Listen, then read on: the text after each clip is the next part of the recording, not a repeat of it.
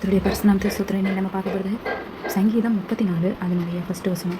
கர்த்தரை நான் எக்காலத்திலும் ஸ்தோத்தரிப்பேன், அவர் துதி எப்பொழுதும் வாயில் இருக்கும். ஹல்லேலூயா.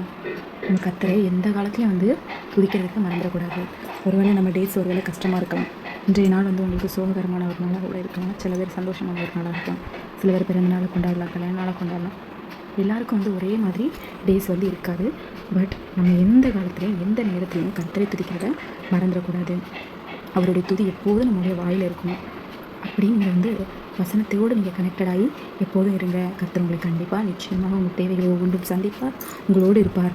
அப்படியே 8வது வசனம் பார்த்தா, கர்த்தர் நல்லவர் என்பதை ருசித்து பாருங்கள், அவர் மேல் நம்பிக்கையாக இருக்கிற மனுஷன் பாக்கியவான் என்று எழுதப்பட்டிருக்கு. நான் படிக்கும்போதே உங்களுக்கு கிளியராக எக்ஸ்பிளைன் பண்ணுறதுக்கு தேவையே இல்லை. அவ்வளோ கிளியராக வசனங்கள் அழகாக பேசுது.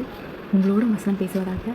என்னென்ன பிரச்சனைகள் என்னென்ன சோகத்தில் இருக்கீங்களோ எல்லாத்தையும் விட்டுட்டு கர்த்தர் மேல் நம்பிக்கையாக இருந்தால் கர்த்தர் உங்களுடைய ஆசீர்வதிப்பாராக. God bless you all. Thanks for listening. மறக்காமல் சப்ஸ்கிரைப் பண்ணி சப்போர்ட் பண்ணுங்கள்.